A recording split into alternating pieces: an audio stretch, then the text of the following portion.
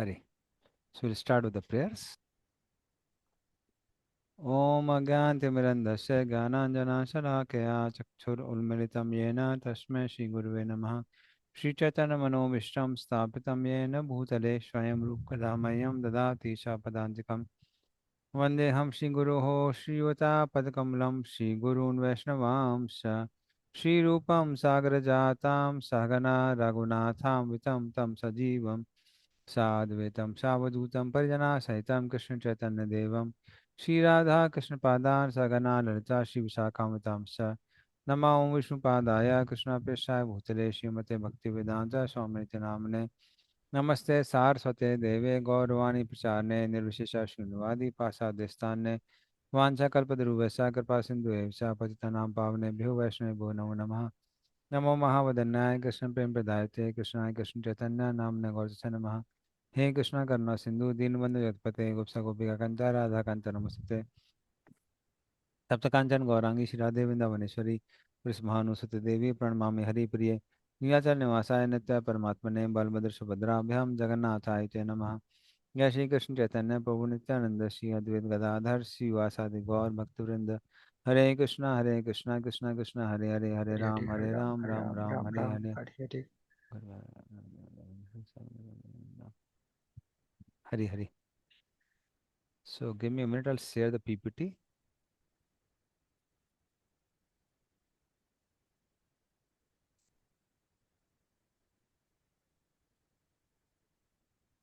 So we had discussed till Gopi Gita, and after Gopis sing Gopi Gita, then Krishna also he couldn't withstand the emotions of Gopis, and that's why Krishna, understanding their condition, he appeared before his greatest devotee, that are the Gopis of Vrindavan. Then Krishna, with a smile on his face, stood in front of the Gopis, and he was looking like a feast for the enjoyment, which would remove their anguish. So it's like when a person is having Nirdala Ekadasi, and next day there's prasad, person becomes very happy. So they were feeling like that. So Krishna dispelled the darkness of the gopis' anger with his merciful glance from his Arvanekshana, reddish lotus eyes, and from his gentle smile, which was as cooling as moonlight. So Krishna again appeared in order to enlighten them and make them forget their weeping, lamentation, uh, which was arising constantly in their hearts because of their sweetness, greatness, and gravity. So Krishna came to fix their intelligence on his perfect, beautiful form from the beginning to the end of their meeting. So in this way, Krishna, who is very merciful, he manifested before them, and in this way he bathed their heart in ecstasy of love. And now they regarded their previous searching for him here and there in separation just like a dream. So they just forgot whatever they had done before. And then Krishna replaced their emaciated bodies because of separation with fresh, cool bodies full of pleasure. So earlier their bodies were burnt in fire separation, and now they had cool bodies which are full of pleasure. So Krishna's return returned their escaping life years also. All the life years now came back to their proper places. And then now Krishna made them believe that they never had something like separation. They forgot all thing about separation. And in this way, Krishna appeared so that he could embrace each of the gopis simultaneously, kiss their cheeks, and kiss their cheeks even without touching their sweet lips. So standing before them, dearest friend of the gopis, Gopi Paradhan, hmm, or Gopi Jana Vallabh, wearing Vajanti Mala and Pitamri, he was looking like newly arrived Cupid.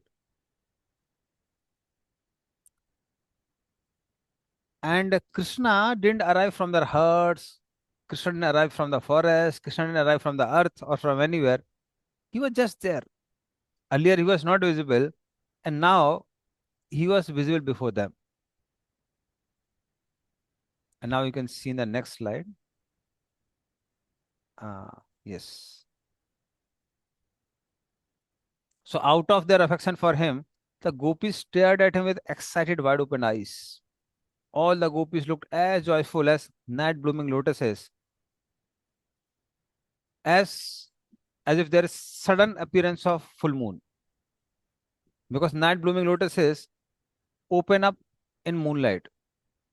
But if moon arrives suddenly, then suddenly they open. So they were looking like that. Or they were looking like youthful Chataki birds looking at new clouds, uh, arising from long dry spell. That means for a long time there was no rains, and suddenly clouds appear. Then all these Chataki birds become so excited. So similarly, all these gopis were so excited. Their hearts were swelling in happiness. uh, exactly like deer looking at unexpected downpour on a blazing forest fire. So if a deer is tormented by forest fire and suddenly there is downpour of praptas kalyana gana ganatvam. So like the downpour of rains.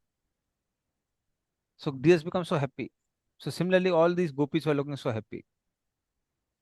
Or if somebody has died, it generally happens with the snakes. So if a snake's bodies are not burnt, many times they again come to life. So similarly here also, gopis are feeling as if their dead bodies have again come to life. So, forgetting all their pains as well as their own bodies, they were standing very happily and they eagerly approached Krishna.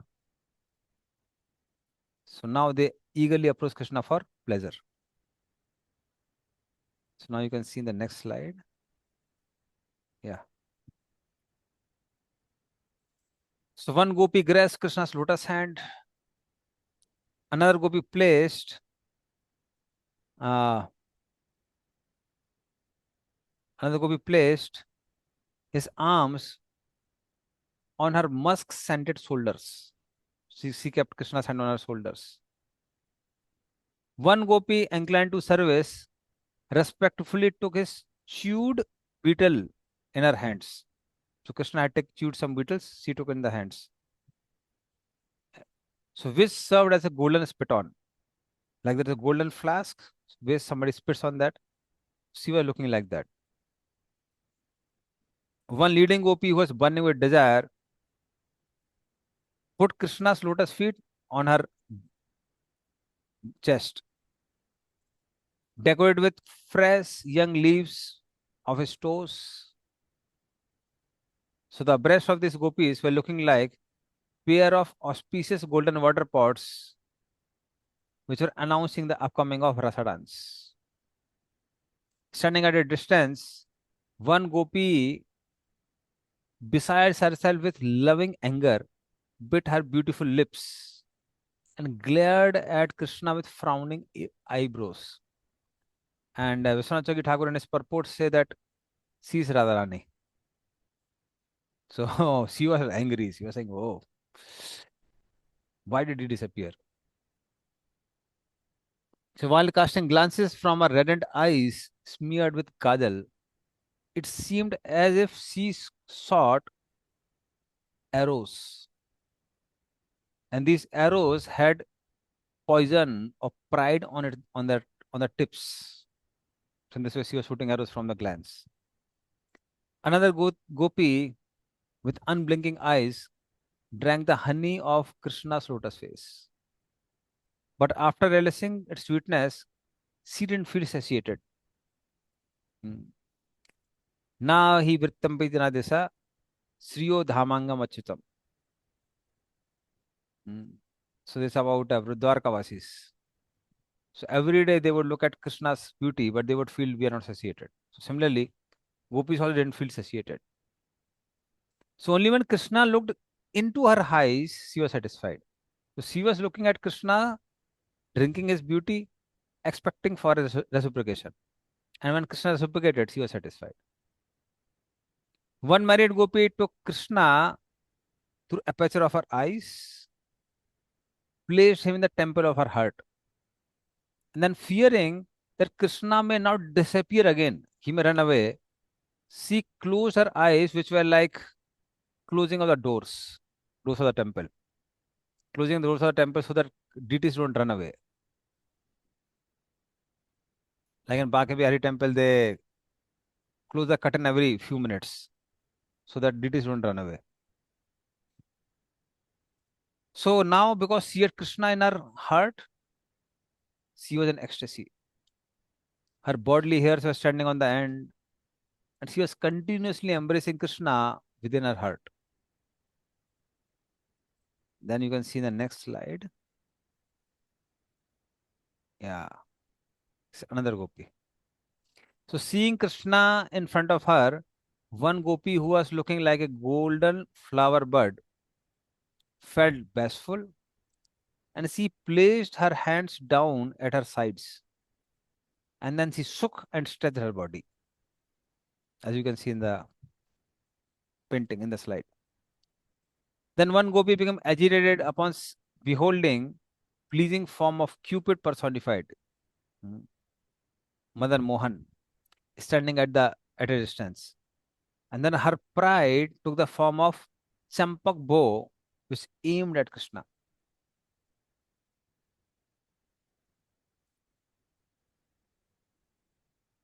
Okay, so this is the one. This is the one we were talking about. So when Chakur-eyed Gopi, in order to attack Krishna, interlocked her fingers, held them over her head. Seeking of her fatigue, she stretched her body. Her two arms framed her brilliant moon-like face, decorated with mild smile. Another bold Gopi, so she moved her hand around in a circle, snapping her fingers to rid herself of shyness. So she was feeling very shy. So she was just removing shyness like that, hmm, circling her hand. And the effulgence emitting from her smile provided a pathway for the shyness to pass out of her body. So when she smiled, shyness went away. Then taking her braid in her flower petal fingers, one two-eyed gopi tucked it between her breast, and she forcefully pressed her breast together with her two arms while closing her eyes. She was imagining, I am embracing Krishna. Her hair stood on end because of ecstasy as she embraced the braid in the way for some time. So by this, she was indicating her desire to enjoy with Krishna. She was saying, I want to embrace you like this.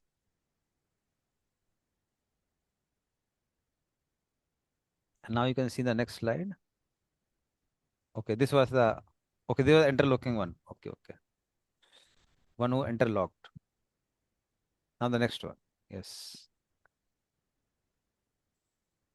One lotus faced girl, her forehead covered with perspiration due, the, due to spread of ecstatic thrill bumps. She was already in ecstasy. So with ecstasy, she joyfully gazed on a lotus toy flower and smelled it. And there were many bees around this lotus flower. She was brushing them away. And she affectionately kissed the lotus flower.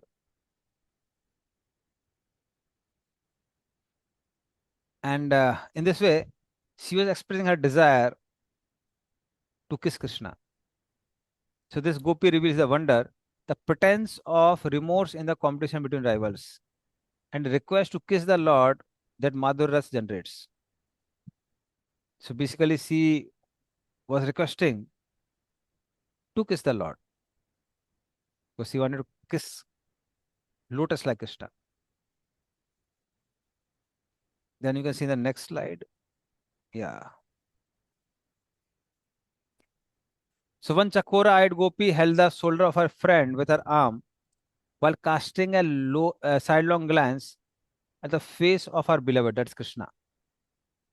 The sidelong glance and a sign of her bashfulness in attempt to conceal her real desire.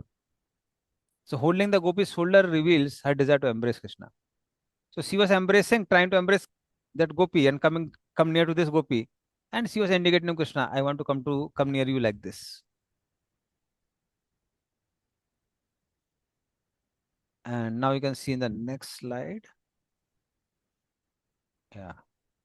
Oh, yeah, this one.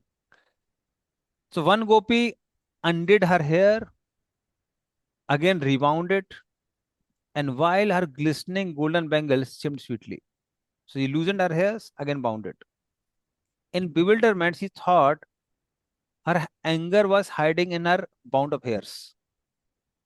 So she searched there to quell it. So she was feeling maybe I'm angry with Krishna, and that anger is there in the hair. So let me remove that anger. Her actions indicated a complaint after enjoying with the Lord and a display of obstinacy from her proud nature.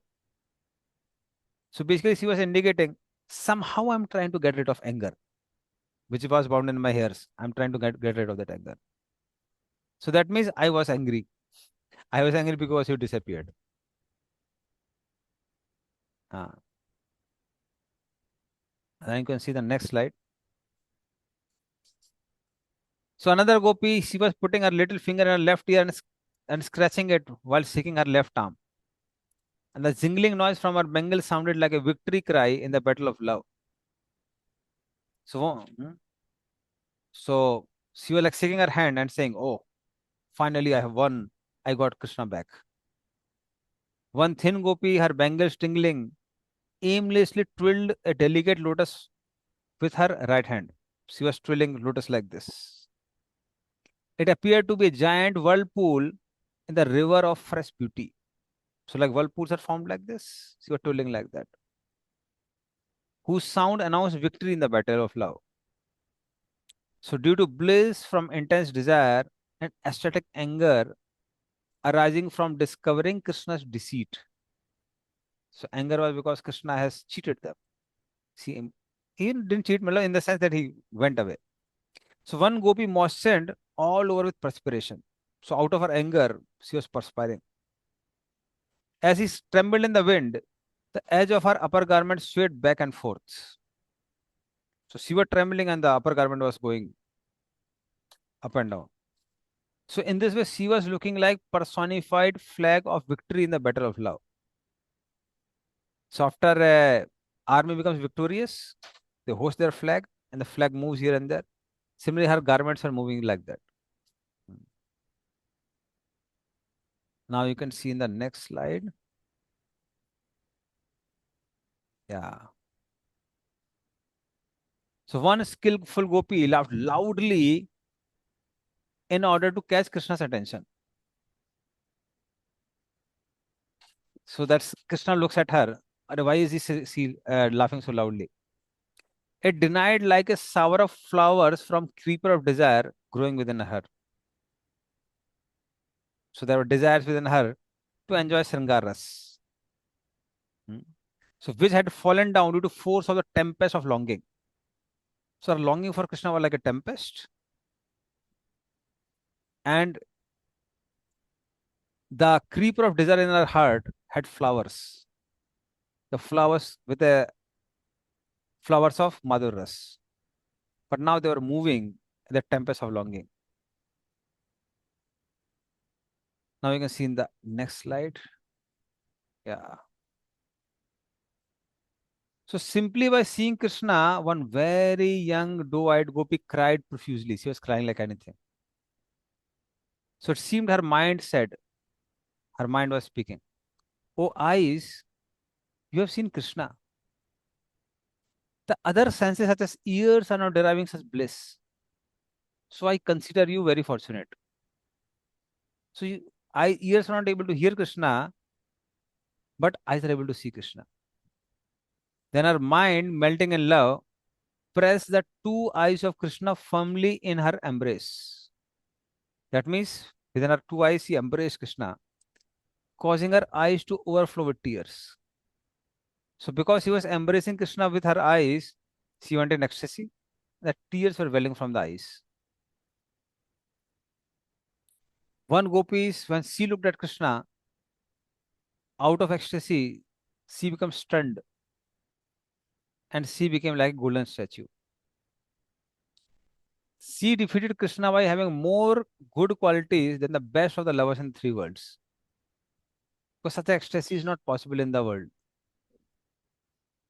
The whole body of one gopi broke out into goosebumps like Kadamba tree. That means hairs were standing on the end, blossoming from top to bottom.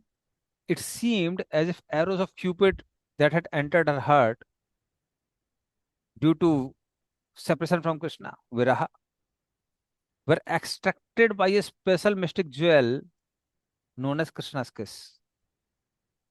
So, like if somebody is shot by arrow, it has to be removed. So, similarly, Krishna's kiss removed that uh, arrow of separation from Krishna. One two-eyed gopi, perspiring in all her limbs, appeared like a golden lotus covered with drops of dew. So her perspiration was looking like dew, and she was looking like golden lotus. It appeared that upon seeing moon face of Krishna, Krishna Chandra, the Lord of afflicted life airs. Why is called Lord of afflicted light airs? Basically, he's called Chanchal. Krishna's mind is very flickering. The moonstone of her mind had become liquid and oozed out from the reflecting that moonlight. So her mind was coming out. It was spreading out now and going towards Krishna. One gopi, her eyes darting hither and thither like Chakora bird, and her body was completely trembling when she looked at Krishna. So she was looking like champak wine blowing in the wind. So she was looking at Krishna and she was trembling. She was looking like a champak wine blowing with wind. So it seemed as if elephant king of desire had entered her body and to shake the earth of her heart with mad rampage. That means elephant became mad and she was that elephant was seeking her body. One moon-faced gopi who had a voice sweeter than cuckoo suddenly lost her voice upon seeing Krishna. She was singing, but when she looked at Krishna, she couldn't sing. She resembled a melodious veena which has gone out foot tune due to damp weather. So long when there is damp weather, even mridanga we can't play very nicely. So similarly, veena doesn't play. So similarly, she was not able to sing now. Another gopi, she pulled her crooked hair braid over her shoulders. Ah. While moving her eyes as if in fear of a snake, her eyebrows frowned out of fear. Then she threw back her braid with her veil and ran away. So by this, she was hinting at Krishna that please place your arms on my shoulders. Seeing some bees flying in front of her, one gopi waved her hand playfully to shoo them away. Then she gracefully covered her lips with the edge of her veil, like this. And in this way, she was revealing her desire to kiss Krishna. On seeing face of her beloved, that's Krishna, one lotus-eyed gopi did not speak. She didn't speak, she didn't move away, she didn't show any signs of bliss. She bent her head like this to indicate, I know who you are. I know you're Supreme Lord. Hmm. And being angry that Krishna had come to give her more suffering, she peered at him with reddish eyes. So she knew that you are Supreme Lord, you don't come so easily. Anytime you can run away. So she was feeling very angry and she was looking at Krishna with her red eyes. Feeling jealous, she placed her folded hands above her head in order to offer respects before leaving him. So she was not leaving, She was like angry. Oh, I don't want to stay with you. But she wanted to stay with Krishna. Hmm. So one gopi looked furtively at Krishna as if to ignore him. Ah. While placing a left arm near the shoulder of her companion, she kept a arm and shoulder of another companion. And then to prevent Krishna from understanding her desire, she did not put her arm directly on friend's shoulder. So it's not directly. So with a smile and her moving eyebrows, signing in anticipation, she mumbled some syllables. Something like that. So although these syllables are meaningless, they had great meaning. So they indicated pride, insult, jubilation, yearning. So by her words, she was indicating all the emotions. Yes, Jan bro.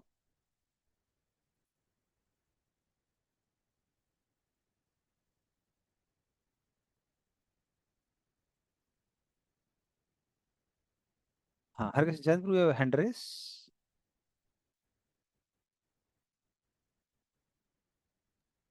Hare Krishna Prabhu, Dandavat Pranam. Ram. Prabhu, Yes. I'm not sure if it is happening only with me. Sometimes your voice is becoming too low and I am not able to hear anything. Is it only with me or others? For others, is it fine? Yes, Roji, it's fine, I guess. Matlab, it's fine for me. It's not getting high and low. Oh, okay. Actually, I am not able to hear Aditya Prabhu also. Maybe, Oh, ho, maybe it ho. is only for me. हाँ, हाँ. Actually, Okay, sorry, how? Prabhu. Maybe some problem with my setup. Sorry. Okay. Okay. Because Adviti Gaur Prabhu is very clear to me. He's like his sound is very clear. Yeah. Sorry. Okay. Now we can go to the next slide. Yeah. The next slide. So these were the gopis who were like angry with Krishna, and there is another gopi. So this gopi in the mood of humility and adoration, with her bangles tingling, fanned the Lord with the edge of her upper garments. And due to experiencing ecstatic emotions, the cloth fell from her hand. Yet she continued to wave her. So earlier she was doing it with sari, but even when the sari slipped away, she was in so much ecstasy she didn't understand. She was just waving, fanning Krishna like this with her empty hand. So she was saying, Lord of my life, how Uh, can you walk in the forest with your tender feet, which are softer than lotus buds? Already they sang this in the Gopi Gitam, which we discussed in the last class. So saying this, one gopi took Krishna's feet in her hands and massaged them. That your lotus feet are so soft. Yeah. And your devotees who missed the Gopi Gitam, maybe they can sing because the conversation between gopis and Krishna as spoken by Kavi Kanpur are very sweet. So those devotees who missed it, I request them to hear it again. Yeah. So in these verses, the gopis display all natural emotion states such as trembling, stunning, scratching of the ears, stretching of the body, embracing braid hairs, smelling a toy lotus to indicate their conjugal enjoyment. So whatever symptoms of bhav are there, and for Radharani Mahabhav are there, so the gopis are displaying all those emotions. And actually, these signs are very rare, extremely rare. Like we find that one of the reasons they all, of course, Lord Chaitanya is also Supreme Person of Godhead, but still he made so many people into devotees is just by showing these ecstatic symptoms, which are not visible in ordinary people. So these are the most celibate symptoms any spiritualist would like to witness. So in this way, being submerged in the joyous lake of eternal elegance, the gopis, although having bodies made of spiritual love, became even more beautiful upon seeing Krishna. Uh, Even Saraswati, what to speak of Brahaspati, who is not as uh, intelligent as Saraswati, she could not describe their natural attractiveness, which was filled with a powerful, variegated, and versatile swelling sweetness. Like, yeah, I like these words of Hanund Presak Maharaj. He would often speak in his classes that ecstasy in Krishna consciousness is like a nectar in the tongue of a dumb man. It's like a nectar in the tongue of a dumb man. So, person is in ecstasy, but because he's dumb, he can't speak. So, same thing Kavi Kanpu is speaking here. Hmm. So, even Saraswati can't describe this exact scene, these emotions. So, revealing itself in delicious emotional states, this nectarian sweetness easily brought Krishna under its control. So, these spiritual sweetness of gopis brought Krishna in control. Sri Krishna Akarsani Chasa. If you remember NOD, Klesagani Sobeda, Moksha Lagavata Krishna Durlubha, Sandarananda Visheshatma, Sri Krishna Akarsani Chasa. So, such a pleasure attracts Krishna, brings Krishna under the control. So, for harvesting this, his highest enjoyment, Krishna broadcast a sweet mood in all directions. So in this way, he advertises to the whole world that come, I'm inviting you for this enjoyment, which is not available anywhere, nowhere. It is the highest enjoyment. So that's why it said, Hid roga mas apanoti acharena dhiraha. One who hears this pastimes of Raslila, for him, all the desires for any enjoyment in this world is totally destroyed. It is totally uprooted. So sweet. Mm. Yeah. So there's some comments.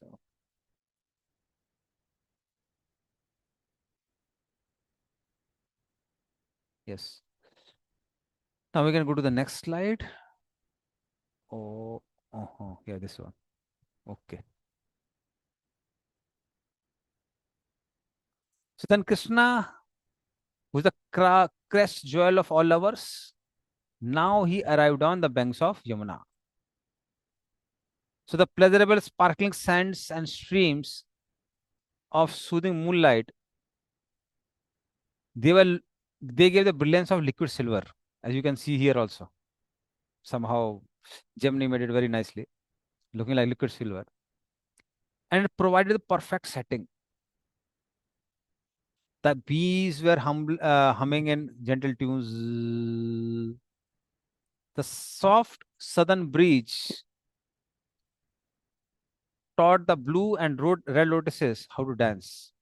That means in southern breeze, blue and red lotuses were dancing. Krishna was looking like full moon surrounded by stars in the form of blissful gopis. So gopis were looking like stars. Krishna was looking like moon, who displayed the height of noble character. Completely imbued with all attractiveness, the gopis were embodiments of Krishna's internal potency. The pleasurable minds of gopis swelled with current of pride, greed, jubilation, arising from waves of their youthful exuberance. So now pride and greed are considered anarthas on a metal platform. On a spiritual platform, they're celebrated. So they celebrate emotions. So they are no more anarthas, they are arthas. Hmm. So with a keen desire to have Krishna as their husband, Srutichari gopis, they acquired those bodies suitable for enjoyment and finally attained the fulfillment of their desires. So generally, Srutichari gopis are Vedas personified, who prayed in the 10th canto of Bhagavatam. Their prayers come. Being preached by their prayers, Krishna gave them the suitable body for enjoyment. Actually, it's not just enjoyment, it's service. In spiritual world, we get the exact body which facilitates our desire to serve Krishna. So when you want to give service to Krishna through your body, then one gets the body of a gopi. So their heartache vanquished by ecstasy of seeing Krishna, the Nitya Sita gopis like Radharani acted as if unaware of their own externally exalted positions. So they basically forget how exalted they are. And they also thought of themselves in the same way. Oh, we are like ordinary gopis. Krishna went away. So they were also feeling we are ordinary people. So this way, soft breezes cooled the bank of Yamuna and artistically swayed the lotus petals. And these lotus petals were embraced by the bees. So Krishna is compared to lotus here, and bees are the gopis who are compared to their Krishna's lovers. So externally also it was happening in the banks of Yamuna, and metaphorically also. Now you can see the next slide. Yeah. So the gopis who expert in amorous pastimes arrange the seat for their friend Krishna with their salts, which were as white as milk droplets or jasmine flowers. In fragrance,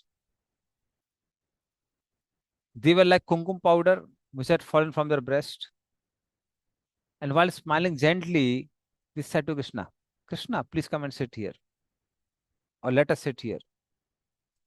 Then Krishna happily sat on their attractive asanas. And these asanas far surpass the seats arranged within the lotus hearts of greatest master of mystic meditation. That means uh, these dhyana gatena manasa pasyamti yam yogina. Great yogis, they seat Krishna within their hearts. But those seats are not as beautiful as these souls placed by the gopis. But they're placed with such a love, such a love. So those seats defeated the opulence of costly jeweled throne offered by even Lakshmi, goddess of fortune of three worlds, or the base or the bed created by Anand says. So Anand says Krishna lies on that. It can't be, even he can't be compared to these souls. Even Kachap Avatar, who holds even Anand says, he can't be compared to that. Or any other supporting energies can't be compared to that. So that's how these gopis by the love defeat even the Supreme Lord. Even the Supreme Lord. So sitting on those cloth seats spread on the sands of Yamuna, Krishna with broad chest appeared like prince enthroned by goddess of fortune in the kingdom of enchanting pastimes, made from rarest jewels in the three worlds. So you are looking like that prince. So while sitting on the bank of Yamuna, which flowed by his waters, which are as black as ink, Krishna and the gopis were looking like moon encircled by stars. So Krishna was looking like moon, gopis were looking like stars. And now you can see the next slide. Yeah. So these are gopis serving Krishna. So one group of gopis adept at inching the zenith of aesthetic rasa massage Krishna's feet, hands and feet with a loving lotus hands. Their soft hands sewed or removed drops of perspiration produced by the blows of sorrow caused by their unfathomable arrangement. So attachment. So because of attachment to Krishna, they had uh, drops of perspiration, but then that were removed now. Fear, pride, madness, which had recently attacked their hearts and disturbed their life airs, went away while they were massaging Krishna's lotus feet. So massaging Krishna's feet, gopis sought relief by asking him some intimate questions. So they were massaging Krishna's feet, and now they began to ask some questions. while massaging the feet. So speaking in sweet, gentle voices, they indirectly refer to their condition through series of question answers. So now there are series of question answers between Krishna and gopis. So now you have to be bit careful and be absorbed. Observed. Sorry, absorbed. Yeah. So gopis asked, "Ye amal ke amala buddhi, who has spotless intelligence?" So Krishna replied by saying, "Ye komala buddhi, one who has soft mind has spotless intelligence." And then Gopi said, "Ke mahita, who is the greatest?" And Krishna said, "Ye ka mahita, one who is expert in love, he is the greatest." And then Gopi said, "Ki apachaya, what is wasteful?" Apachaya means जो पछता नहीं है, one is which is not digested. What is wasteful? So what is wasteful? And Krishna says, Kopachaya, intense anger. So intense anger is most wasteful. So what indirectly Krishna was saying? Don't be angry now. He's very clever. Don't be angry. And by saying that I am expert in love, so I am the greatest. I have soft mind. That's why I have spotless intelligence. Krishna is like indirectly speaking. And then gopis say, Madhur ki, what is sweet? And Krishna says, Madhuraka. Full moon in spring is sweetest. So it's the sweetest time now. So the sweetest time. Now let us enjoy. And hearing Krishna's clever answers, how he's totally hiding his absence and saying, no, no, I'm expert in love, I'm soft in mind, don't be angry. This is the right time to enjoy. Gopis become disturbed. So squinting their eyes, they continue the dialogue. So it's like they were angry and they were continuing the dialogue. And now they were saying, although we are overcome by love, your answers reveal that you have a harsh mind and you are filled with anger. We can plainly see that in your dealings. When Radha just said something trivial, you went away in anger. So when Radharani said, "Oh Krishna, I'm very tired. I can't move any forward. Maybe you can carry me." That time you went away in anger. Today's full moon of autumn season is much brighter than a full moon in spring. So this moon is like more brighter. That means it's the right time to enjoy. But why did you run away? Why did you run away? Hmm? And then Gopis say, they ask, Ke Balabhaja, who is strong? And Krishna says, Ke Balabhaja, the person who just worships, he is strong. That means he doesn't show his anger, he doesn't show he doesn't show his resentment. The person just worships. He's the strongest one. And then they ask, Ke Santa Eva, who is peaceful? And Krishna says, Ke Santaha. Those who are not disturbed and remain happy always, they are peaceful. So that means you should not be disturbed. You should remain always happy. Whether I'm there, I'm not there. And then they ask, Kir Sararasa Vilasa Vesati. Who can enjoy highest rasa? And Krishna says, Kasara Rasa Vilasa Eva. The lotus which stays in the lake enjoys highest rasa. That means you always stay with me. Don't show your disturbance, don't run away. And then you will enjoy highest rasa. That's what Krishna wanted to speak. And now Krishna begins to ask question, and Gopis answer.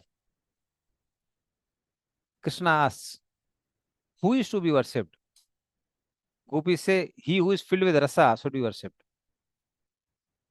That means you play with us, you have rasa with us. And Krishna says, but who is filled with rasa? And Gopis say, he who is the shelter of prema, he is filled with rasa. And Krishna says, what is prema? And then Gopis cleverly say, that which knows no separation. So you are saying, no, no, no, I become separated from you so that I can increase your prema. No. something which doesn't know separation, that is prema. And then Krishna says, oh, but what is separation? Gopis say, that by which one can no longer live in separation from us. You did not show any grief at all. We were in separation, we were crying, we were singing Gopi Gitam, and you don't show any grief at all.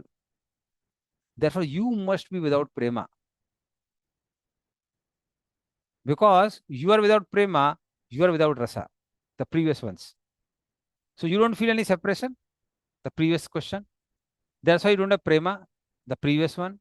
And because you don't have prema, that's why you don't have rasa. You're without rasa. So they're like concluding that logic. You can see in the previous questions. And then Krishna says, what is sorrow? Gopi says, real sorrow is separation from a dear one. So that's the actual sorrow. You gave us sorrow. Then Krishna says, what is dearest thing? Then Gopi says, that which is rare and desired. Something which is rare to be achieved. At the same time, one desires that. That is the dearest one. That means you are actually the dearest one. Although, no, we didn't like the way you ran away. And then Krishna says, so what is that rarest thing? So then Gopi said, what can't be achieved even by practice is the rarest thing. Because when you say, like in the Vedas also, नायम आत्मा प्रवचि न लभ्यो न मे देह न ब्रह्म न श्रुतेन यम एवेश वृणते तेन लभ्य तस्यैष आत्मा विवृणते तनुष्वाम. Prabhupada quoted many times. So nayam atma pravachin na labhyo. One can't achieve that atma or paramatma by pravachan, by giving many many lectures. Na me deha, not by one's intelligence. Na bahu na srutena, not by reading so many Vedic scriptures. Then who achieves? Yam eves vranite ten labbes tasya satam vranite tanum sam. Whomever Lord wants to reveal himself, only they are revealed about the Supreme Lord. That means Krishna can't be achieved even by practice. So that's why Krishna is rarest. So being rarest, more desired and hardest to attain, Krishna is the dearest object for the gopis. So they say, yes, still you are the dearest object. And dearest object because you ran away. Although you ran away. So gopis felt sorrowful in separation from Krishna. In this way, by playing with various meanings of words, gopis wove a fantastic fabric of bright colors by moving the shuttle of clever questions and answers. Still, even while worshipping Krishna, they felt somewhat angry due to the intoxication of love. So they're worshipping Krishna, but they are feeling so angry. Why does he run away again and again? So very carefully they reveal their minds to the breaker of the cart or breaker of the heart. So the gopis said, "O joy of our eyes." So Krishna is sometimes called Gopi Nayanotsavam. He is a festival for the eyes of gopis. So they say, "O joy of our eyes, now please give us answer on one topic. Some people reciprocate the love only of those who show love towards them. That means, if you love me, I love you. While others love even to those who are indifferent or inimical. Some people are so merciful that they love even those who are indifferent and inimical.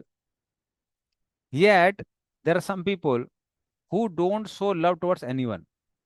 Whether somebody loves me, doesn't love me, they don't love anyone. What person is being described in these three statements? So, Pitambardhari, wearer of yellow garments, you are most knowledgeable among all moving and non-moving entities. So please consider what we said and give your reply. That means you fall in which category? Do you love only those who love you? Or do you love even those who are inimical? Or you don't love anyone? In which category do you fall? So then Krishna amazed at the gopis' effulgence and the respect they had given him, understood that this question, which revealed their great pride, had arisen from jealousy caused by their unbroken love. Knowing this, Krishna looked at them very sweetly with sidelong glances, and just to satisfy them, he gave away a humorous answer, imbued with a special taste, which could revive even a person from death. So Krishna said. So let us hear Krishna's answer. Oh dear slender wished gopis, people who show affection for each other only to benefit themselves are actually selfish. So some people they love each other. Oh, you'll give me some benefit, I'll give you some benefit in return. So these people actually are selfish. They have no true friendship. Indeed, if they did not expect benefits for themselves, they would not reciprocate. That means if I don't get any benefit from you, hell with you. I don't care. So there are one type of people who are very selfish. Some people are compassionate towards all sorts, like parents have natural affection for children. Even children, they do all sorts of nonsense. For parents, they are very compassionate. They always try to help the child. Some people are like that. Menere Pitaram Prajaha. Dhruv Maharaj was called like that. So he dealt with all his citizens like if father takes care of the children, takes care of child. So they second category. And they lovingly serve even those who fail to reciprocate with them. Such people who are very compassionate. And then Krishna says, oh women with beautiful eyebrows. Hmm. There are individuals, the third category, who are self-satisfied, that means Atmaramas, materially fulfilled Aptkamas, that means they don't, first thing is they don't need anyone because they enjoy within themselves. Aptkamas means they don't need anything material. So they don't like try to make others happy or love anyone for some reason because they're aptakama, they're mentally fulfilled. So whom is he talking about? He's talking about himself. Or by nature ungrateful, akrityaha. Some people they're ungrateful and that's why they don't. So Krishna says, I'm not like that. I'm not like that. Or some people are simply envious of superiors. Guru Ninaha. Anyone who is superior, they just hate them. Such people, the second category of people, Akradagya and Guru Dagya, such people will not love even those who love them.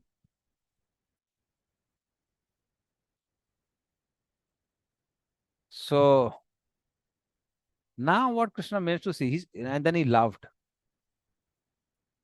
After saying this, Krishna laughed when he saw the gopis casting looks of disbelief at each other rather than looking directly at him. That means Krishna is so clever. What he said is, see gopis, I'm Atmaram, I'm Aptkam, I don't love anyone because I want anything in return. And I'm self-satisfied, I don't need anyone. Despite that, I'm loving you. Despite that, I'm loving you. Why? Because of love and devotion.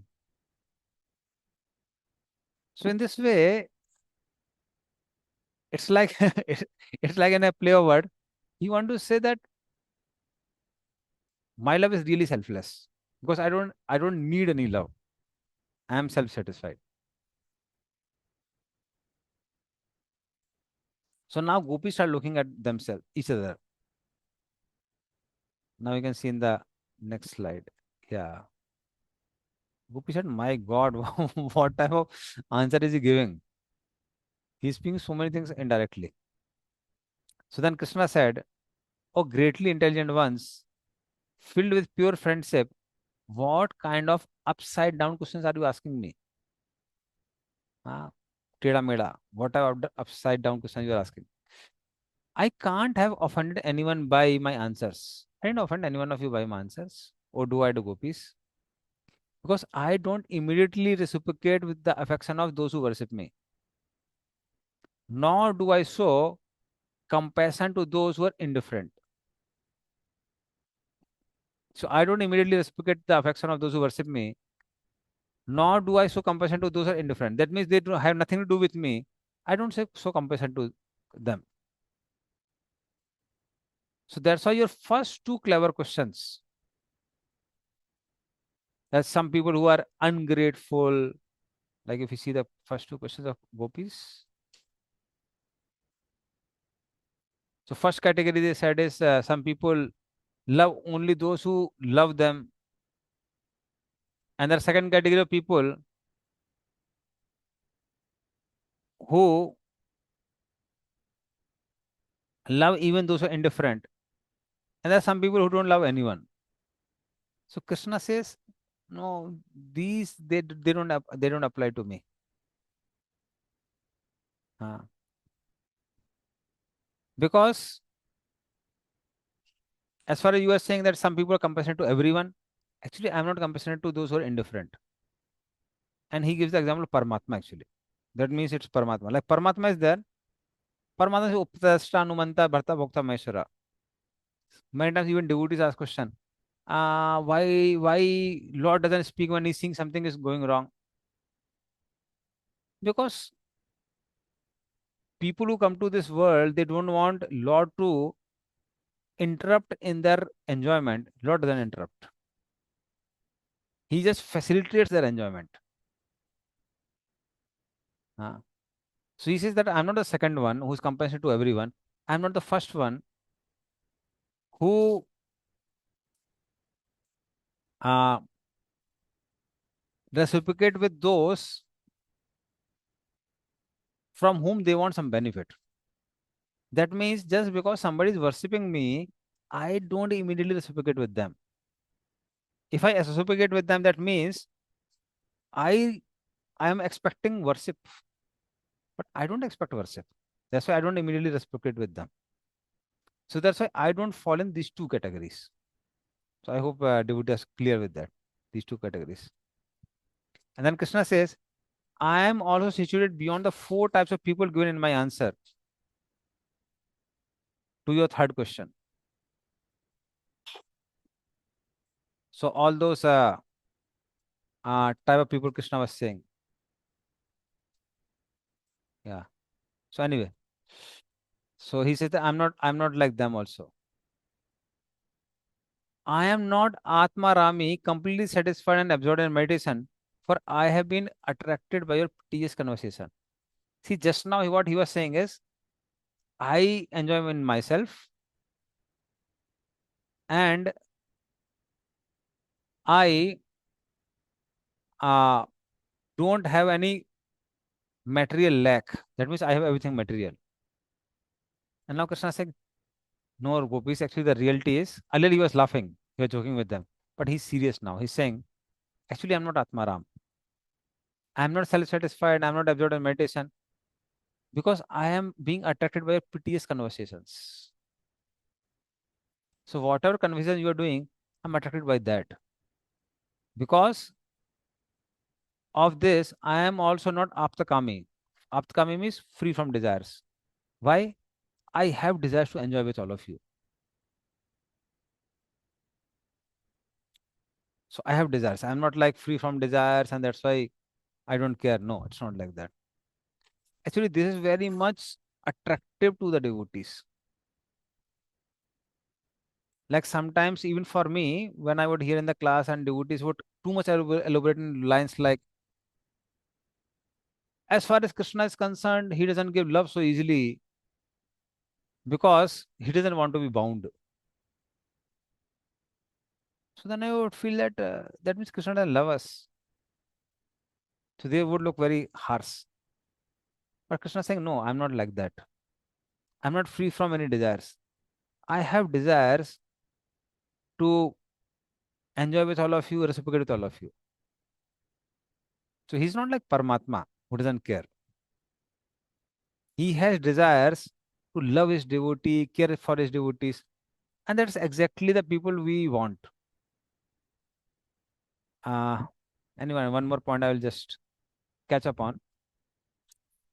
Like if we love someone and we get a feeling, this person is just reciprocating with me, my feelings, then we don't feel so much satisfied. It's like, okay, I'm going to him and he's like a desire tree and that's fulfilling my desire. We don't feel so much happy.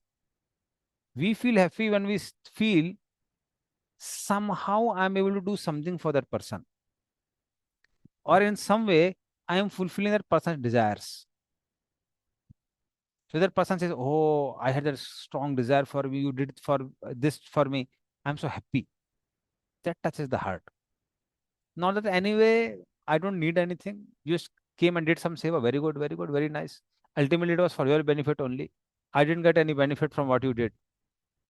Then it's like one doesn't feel so much satisfied, because ultimately they're the desire to serve, and serve means basically fulfill desires of someone.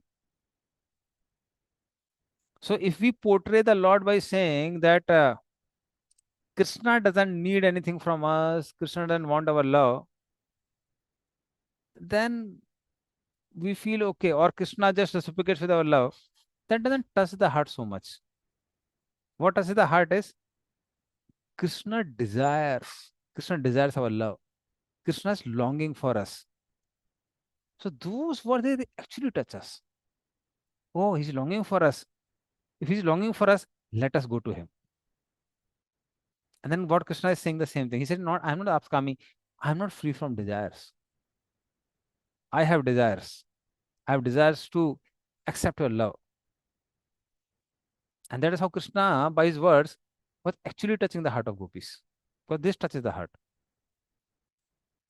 And that's why Krishna says, for the above reason as well, I am not Guru Drohi, a cruel person hating those who help me.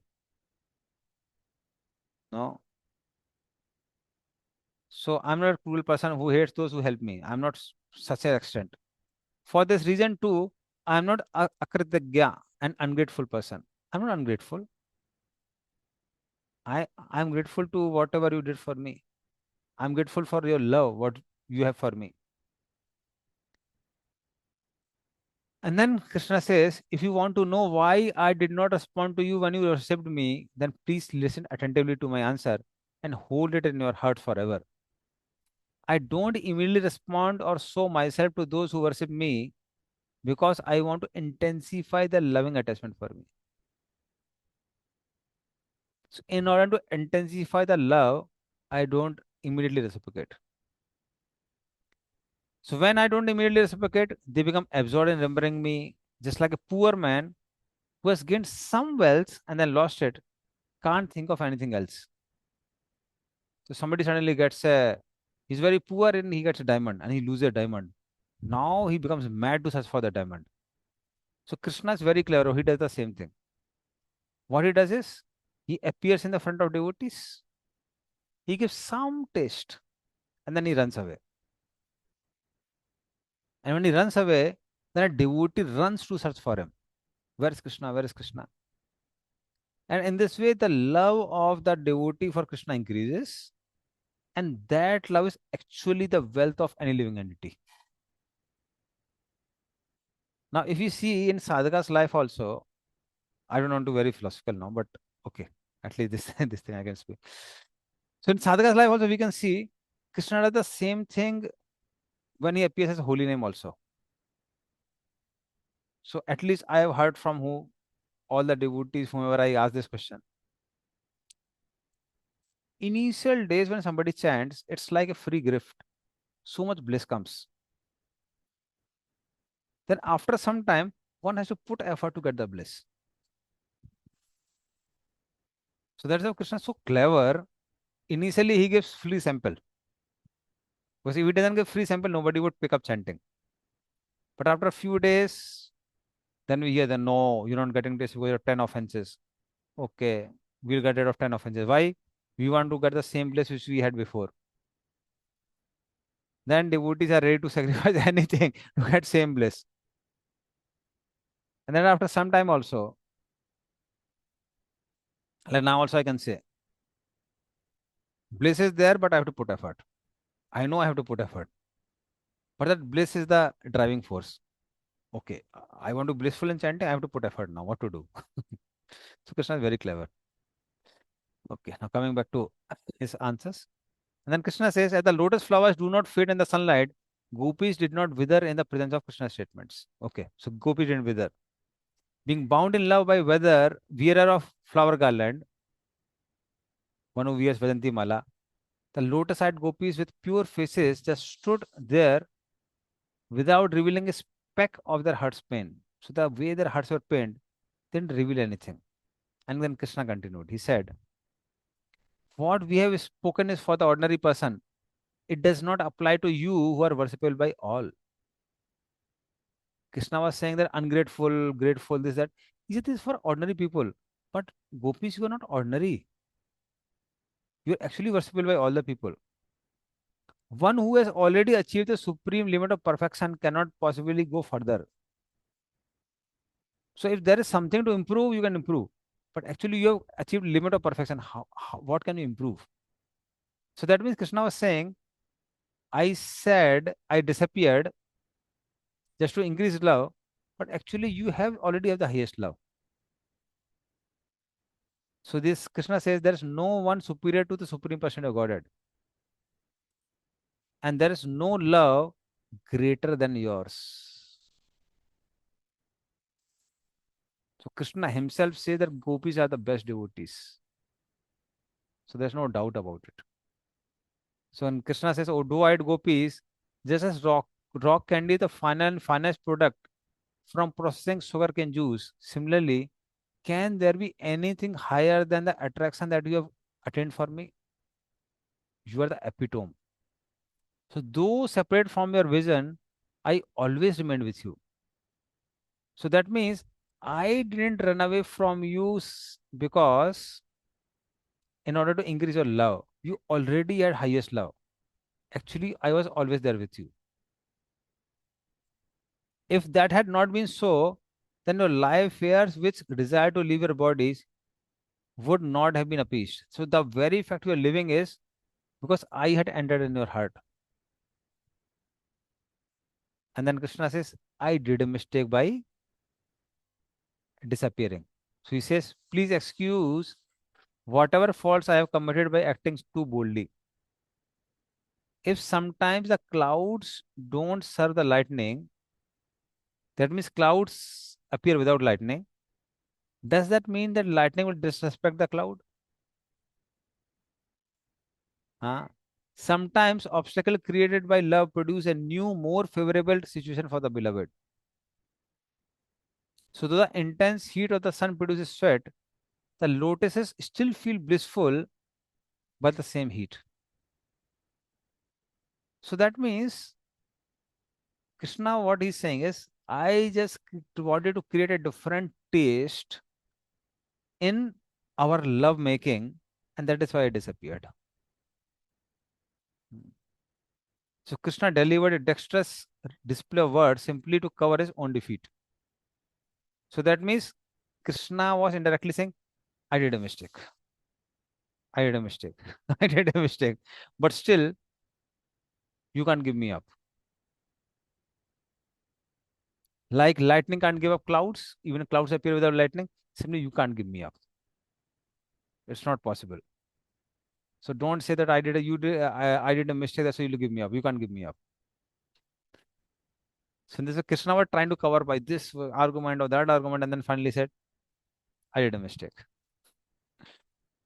So of course he said that I did a mistake for creating new rasa. But then he accepted his defeat. So then in choked voice, Krishna spoke the highest truth. So there's like Krishna accepting defeat. Na pareheyam nirvad samjan. So sadhu kritam vivudasiya piva. Yama bhajandur jarage srankala. Samvrit tattva pitiyatu sadhuna. O gopis, I am not able to repay my debt for your spotless service even within a lifetime of Brahma, even if such a lifetime, I can't repay you. Na pare hai hum. I can't repay you. Therefore, please let your own glorious deeds be your remuneration. So be satisfied with your own remuneration. I can't give you anything. Generally, people in this world, they expect material gifts because material gifts help them get sense objects, and sense objects give them pleasure. But for them, for gopis, highest pleasure is Krishna's presence. That's all. Krishna is accepting the service. That's highest pleasure. So Krishna says, "What can I give you in return? When your service was only pleasure, what can I give you? Because that service itself is giving you the highest pleasure. So there can't be any remuneration for that service. So Krishna just accepts that defeat. And this becomes like when Krishna defeated, he accepts, and now things are very clear. Gopis know, oh, Krishna has accepted his mistake, but he said, you can't leave me, and actually we can't leave him. So let us prepare for Rasa dance. So the next chapter is Rasa dance. Yeah. So we'll begin Rasa dance now, in the sense of hearing. So the burning pain, yes, Sankari Khormata. Hare Krishna Prabhu, please accept my most respectful obeisances at the dust of your lotus feet. My very respectful pranams to all the Vaishnavas and Vaishnavis present here, all words to Srila Prabhupada, all words to Srila Kavi Karnapur. It was such a beautiful conversation, and you added an extra flavor. So you created a new taste for us by your explanation. So that's so wonderful. When you were explaining this point that, sometimes when we just go to our beloved and they just fulfill our desires, there is no fun in that. We actually feel more pleasure when we get to serve. When it is both ways, when it is two ways, the reciprocation comes from both sides. So I was just thinking that, men very frequently in our devotee circle, we keep talking about going back to Godhead, going back home, back to Godhead. And I just feel that, okay, that's good. But what is my motive? What is my purpose to go back home, back to Godhead? Have I already understood the futility of this material world? And somewhere I'm thinking, oh my gosh, I can't do this anymore. हो गया जितना करना था, अब चलो वापस चलते हैं. There is still not that service bhav that I have. I just want to get done with this material world because I've had it enough. I can't deal with it anymore. And so we were at the retreat of His Holiness Romapad Swami Maharaj, and he said something so beautiful that touched my heart and which completely echoes with what you were saying just now, that let's go back because Krishna is waiting for us. He is waiting for us. And as you said, that he has desire to be with us. He is also longing to serve us. He is also waiting for us, wanting us to come back home, back to Godhead. So if that is our purpose, ki bahut wait kar rahe hain Krishna, now let's go back. I guess that's when the reciprocation comes, and that's when we feel the bliss. This very line, when he says that, Krishna is waiting for us, that just gave so much bliss to the heart. It just that, yes, he's waiting too. Gop Kumar, when he meets for the first time, and he just runs and embraces him, he said, Gop Kumar, I've been waiting for you so long. Why did you keep me waiting for so long? And so, yes, Krishna is not, as you said, that you found it so harsh when people said, oh, Krishna doesn't want to be bound by the love. But it's not that he doesn't want to be bound by love. He does have desire for us. He is also waiting. So I just wanted to share this little realization. Thank you so much for bringing it so beautifully to us. Thank you. Thank you. Thank you for highlighting it. Yeah. Yes, Krishna is waiting for us. See, for this also, it's like when devotees say that we want to go back to Godhead, I would generally ask them, why you want to go back to Godhead? Just because they're kalpavrakshas, you can just lie down under kalpavrakshas, no work is there, ask for ice creams, and the ice creams come and you take the ice creams. So that's not the purpose. The ultimate purpose is because such a loving personality is waiting for us, and we want to reciprocate with a loving personality. That's Krishna. Like Janavas Prabhu would sometimes speak, he would say that you should preach. Why? Because Krishna is dependent on you for preaching. So it was sometimes very difficult to digest, but then it would look so motivating also. It would look so motivating also. Okay, Krishna is dependent on us for preaching, so that's why let us preach. Like Prabhupada would sometimes tell his disciples that if you don't preach, what will happen to this movement? And that would give so much energy and enthusiasm to the devotees. Okay, so Prabhupada is depending on us, we'll go out and preach. So that is why fulfilling someone's desires is like really very motivating factor. Motivating factor. Like for me also, like I was giving this course. So of course I spoke this Vrindavan Campu since many times. Last 10-15 years, I've been giving classes on that. In small circles with my counselors or other circles. But when I heard that Seal Bhakti Saraswati Thakur desired to do that, that gave like such a motivation. Okay, it's Acharya's desire, let us fulfill that desire. So that desire to serve is really very motivating. So thank you for highlighting that point. Hari. Prabhu, Guru Maharaj is especially Guru. He always says something. He says that there are devotees, just like gamblers are addicted to gambling, and for them, chota mota games do not work. They find out the hideouts and the back gate where the big games are going on with the big gamblers with big betting. And so when they go up to the door and the gatekeepers don't let them in and they say, okay, give us the passcode. And they give the passcode and then said, okay, you are an insider, come on in. Same way, devotees also are talking about very sweet pastimes of Krishna all the time.